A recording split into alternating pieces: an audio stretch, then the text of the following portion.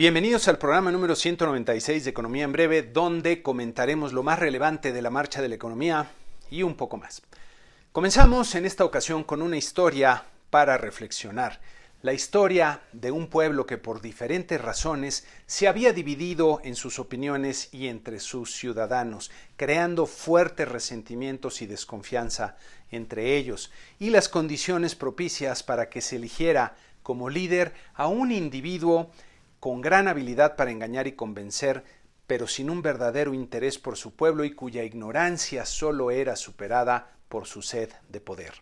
Bajo el liderazgo de este individuo, las divisiones y enemistades se ahondaron, brotes de violencia aparecieron por todos lados y la prosperidad se fue a otras tierras.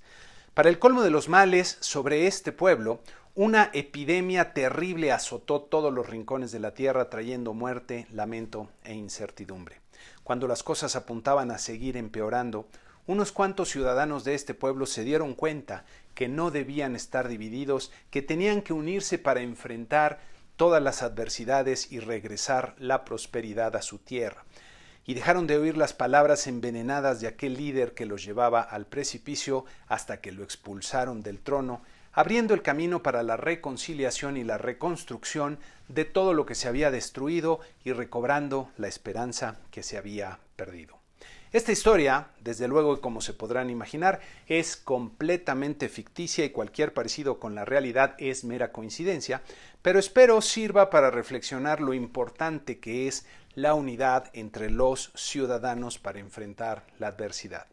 Pasando a los temas de esta semana, desde luego destaca la histórica victoria de Joe Biden en un proceso electoral sin precedentes para convertirse en el presidente electo de los Estados Unidos. La reacción del presidente Trump, que lejos de reconocer los resultados y conceder la tradicional llamada de gracia al ganador, insistió en no reconocer los resultados y amenazó con ir a la corte.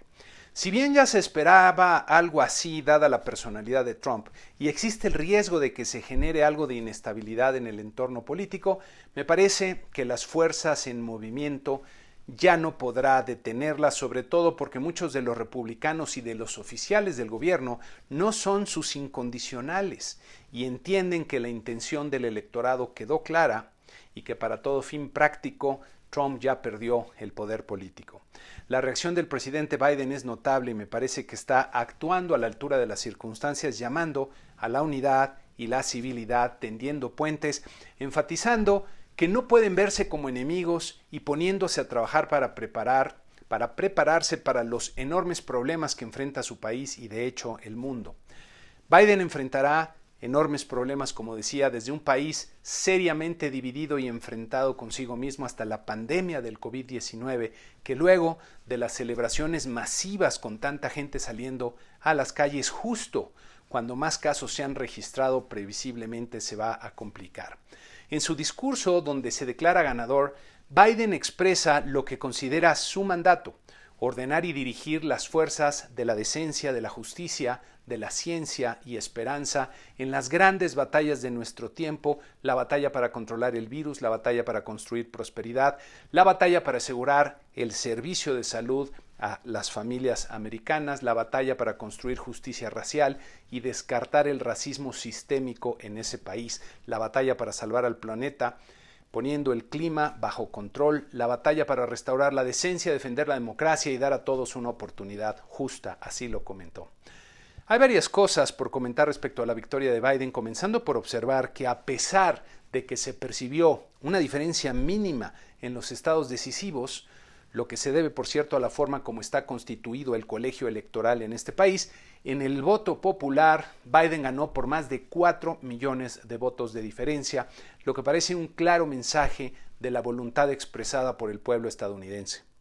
Lo segundo es que la vicepresidente Kamala Harris hace historia al ser la primera mujer en ese puesto, sobre todo por ser de origen inmigrante, con una madre de la India y un padre nacido en Jamaica, lo que refleja la pluralidad del pueblo estadounidense, que también comienza a verse en muchos otros pueblos del mundo. A lo largo de la historia hemos visto en innumerables ocasiones que la cultura va cambiando y diría que se va acrecentando con la integración de los pueblos. Como consecuencia del avance de la tecnología y de los procesos de globalización, nuestro mundo vive un proceso de integración cultural entre sus diferentes pueblos. Más que estarse perdiendo las tradiciones de los pueblos del mundo con la globalización, se están amalgamando en nuevas expresiones de cultura para las nuevas generaciones. La vicepresidente Harris me parece una expresión de este proceso de amalgamiento entre los diferentes pueblos que viven en el mundo. Me llamó la atención un comentario, por cierto, de John Kasich, quien fuera gobernador de Ohio y uno de los precandidatos a la nominación republicana que ganara el ahora presidente Trump. Decía Kasich que es muy importante que Biden y los demócratas escuchen atentamente a la mitad de la población que apoyaba a Trump para entenderlos bien. Me parece que eso es fundamental para lograr la unidad y la tranquilidad. La llegada de Trump al poder ocurre cuando una buena parte de la población estadounidense se siente avasallada por la agenda progresista, déjenme ponerlo así, del presidente Obama y las fuerzas más a la izquierda del Partido Demócrata, que se implementó más empujando que convenciendo, más maniobrando políticamente que construyendo los acuerdos que eran necesarios para hacer perdurables estos cambios. Hoy Biden y los demócratas tienen una nueva oportunidad para trabajar en la construcción de esos acuerdos y evitar que su pueblo se siga dividiendo, y ojalá escuchen y tomen en cuenta a la otra mitad que hoy se siente decepcionada y que ve amenazada su esperanza. Otro de los retos más importantes para Biden será recuperar para Estados Unidos el liderazgo en la escena internacional y sanar las heridas abiertas por Trump con los principales aliados de su país, muchos de los cuales, por cierto, ya salieron a felicitarlo y a reconocer su triunfo electoral, aunque Trump todavía no lo ha hecho. Por cierto, me llama la atención que el presidente López Obrador no se haya unido a los otros líderes del mundo en este proceso, sobre todo ante la claridad del voto popular y observando que las fuerzas del cambio de poder están en movimiento, lo que pondrá a su gobierno en una posición desafortunada, por decirlo menos, ante el nuevo gobierno de Estados Unidos. Uno de los mensajes más importantes de Biden, que ha repetido más de una vez, es regresar a la civilidad y la decencia, tanto en la escena mundial como al interior de su país, lo que es urgente y muy necesario en el mundo, que enfrenta retos que solo se superarán con la cooperación global, que tiene que basarse en esos principios de civilidad y decencia. No hay que olvidar que la situación económica que enfrentará Biden es especialmente adversa, con altos niveles de desempleo, un gobierno endeudado hasta el cuello y una crisis que todavía está lejos de terminar, con señales que sugieren que la reactivación puede estar perdiendo fuerza, como veremos más adelante. En México hay muchas inquietudes respecto a las posibles implicaciones que tendrá el triunfo de Biden para nuestro país. De mediano y largo plazo, me parece que con restablecer la civilidad y racionalidad en las relaciones internacionales, abandonando la amenaza y la intimidación, debe de tenerse un mejor entorno global para el funcionamiento de la economía del mundo, que indudablemente requiere una mayor cooperación internacional y, desde mi punto de vista, una mayor integración. De corto plazo,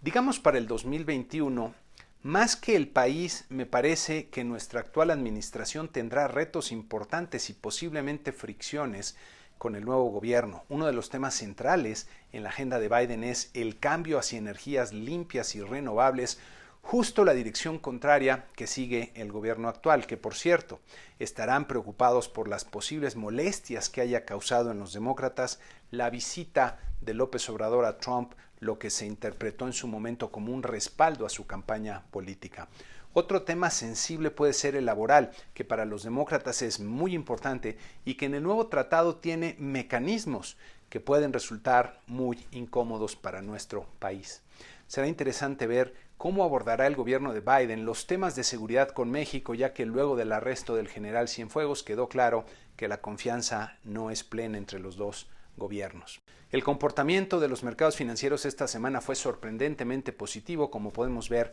en nuestro promedio de 10 mercados accionarios, que ganó 6.7%. En este cuadro pueden ver las ganancias generalizadas y sustanciales en los mercados accionarios. Llama la atención este comportamiento tan extravagante, diría yo, cuando las noticias económicas no han sido tan buenas y cuando estamos viendo nuevos confinamientos ante la expansión acelerada del contagio de COVID-19 en varias partes del mundo, que como pueden ver en esta gráfica, sigue extendiéndose, sumando ya más de 50 millones de personas contagiadas con más de 1.253.000 decesos. Y en México, más de 961.000 contagios oficiales y más de 94.000 muertos. Me parece que los mercados están tal vez reaccionando de forma anticipada a que se disuelve la mayor parte de uno de los factores de incertidumbre que era la elección en Estados Unidos. Pero habrá que tener cautela en las decisiones de inversión, ya que aún nos falta transitar por un camino difícil con riesgos importantes.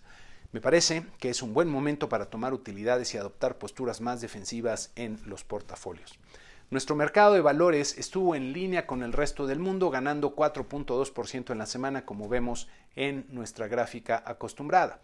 Nuestro tipo de cambio se apreció 2.7% en la semana, bajando a niveles de 20.63 pesos por dólar el pasado viernes, que parecen buenos también para hacer posiciones. Ha habido mucha volatilidad al alza y a la baja en el tipo de cambio recientemente, y hay que recordar que el peso es muy sensible a los cambios en la percepción de riesgo global, y tal parece que esa percepción bajó considerablemente en estos últimos días. Cabe notar que más que fortalecerse el peso, fue el dólar de Estados Unidos el que se depreció frente a la mayoría de las monedas en el mundo. En esta gráfica pueden ver las tasas de interés de los bonos de 10 años en México, que bajaron de forma abrupta luego de la elección en Estados Unidos, reflejando esa menor percepción de riesgo a nivel global y tal vez aprovechando el diferencial de tasas que ofrece nuestro país. En Estados Unidos, la decisión de política monetaria, que usualmente es el evento más relevante para los mercados, ahora pasó prácticamente desapercibida, ya que en un comunicado sin sorpresas decidieron mantener sin cambio la tasa de interés en el nivel mínimo y sin cambios también en su ritmo de compra de activos. El reporte de empleo presentó en octubre resultados un poco mejor a lo esperado, con la tasa de desempleo bajando de 7.9 a 6.9% cuando se esperaba un nivel de 7.7%, y con las nóminas no agrícolas aumentando en 638,000 empleos, poco más de las 575,000 que se pronosticaban en el promedio del mercado. Sin embargo, y como pueden ver en esta gráfica, el ritmo de creación de empleos se está desacelerando cuando todavía estamos muy por debajo de los niveles anteriores a la pandemia, lo que sugiere que la recuperación puede estar perdiendo fuerza. Cabe recordar que un nuevo confinamiento estricto y generalizado no está incorporado en las expectativas económicas, diría, de ningún país del mundo hasta el momento. En México se publicaron los resultados de la encuesta de expectativas levantada por Banco de México entre los economistas del sector privado, que pueden ver aquí en este cuadro.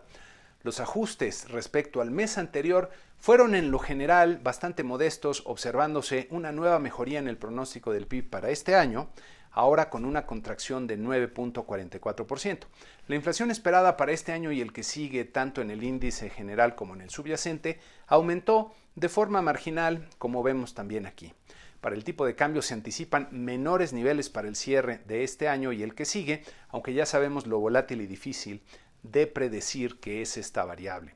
Respecto a los factores que pueden limitar el crecimiento de la economía, el orden pues no cambió, pero sí aumentó ligeramente el grado de severidad en algunos de ellos, como se está resaltando aquí en este cuadro con el fondo amarillo, destacando que son factores internos, como la incertidumbre política y económica junto a los problemas de inseguridad, los que más están deteriorándose.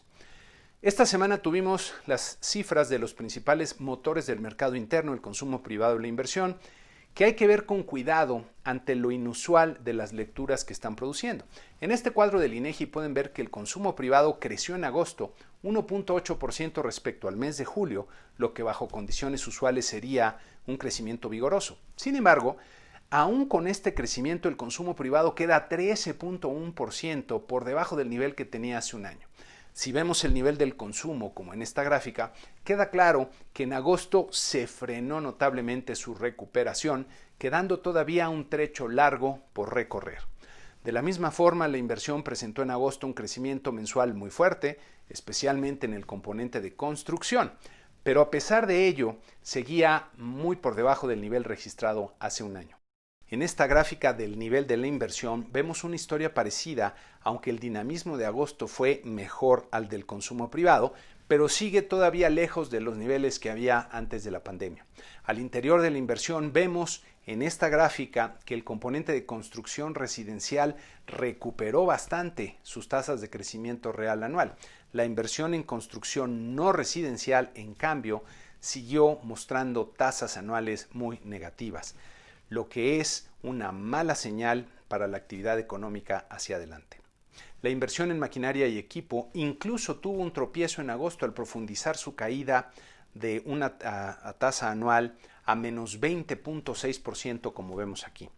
Por otro lado, las remesas que envían los trabajadores mexicanos en el extranjero a sus familias en el país se mantuvieron fuertes en septiembre por quinto mes consecutivo, como podemos ver en esta gráfica, ahora en 3.6 miles de millones de dólares.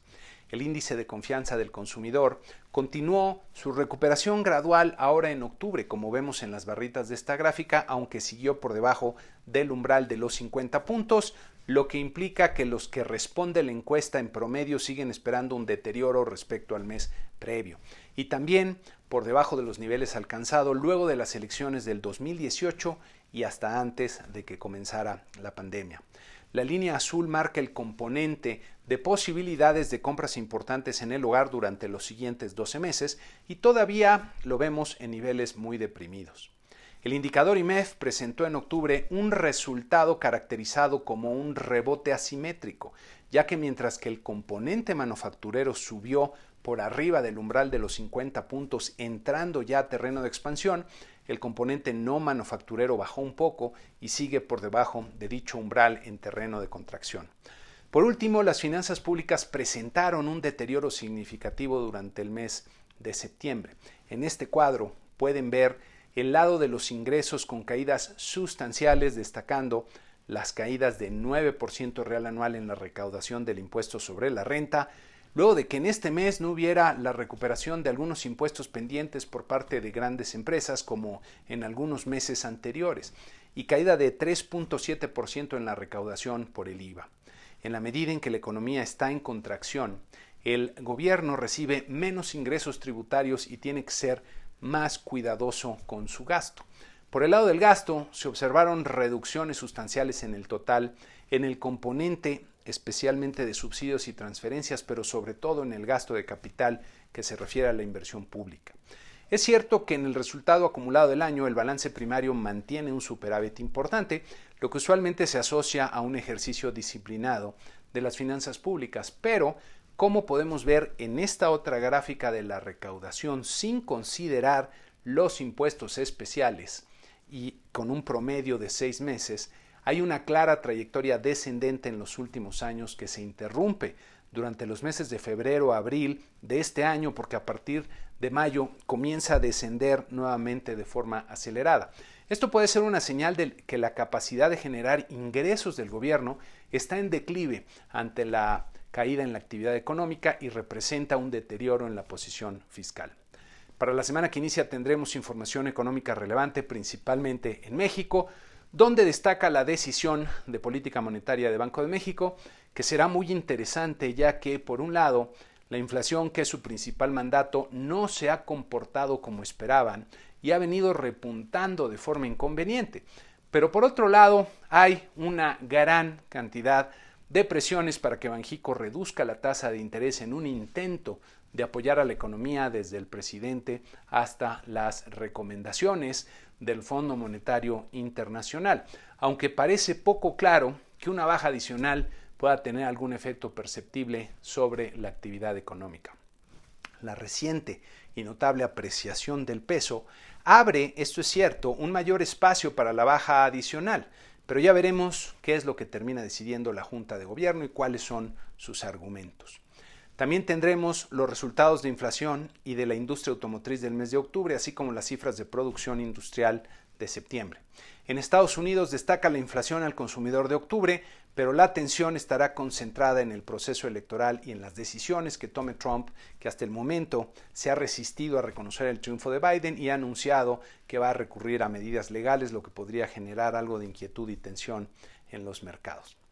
Antes de terminar, quiero agradecer nuevamente las amables aportaciones que han hecho para el programa y sus comentarios que siempre valoro y me sirven mucho. Y con esto concluimos este programa número 196 de Economía en Breve, con la invitación usual a suscribirse al canal si el programa les gustó, que le den like, si les pareció útil, a que lo compartan entre aquellos a los cuales también consideren les puede ser de utilidad, y desde luego a seguir contribuyendo con la cantidad que consideren adecuada en las opciones que tenemos aquí indicadas. Muchas gracias y que tengan una excelente semana.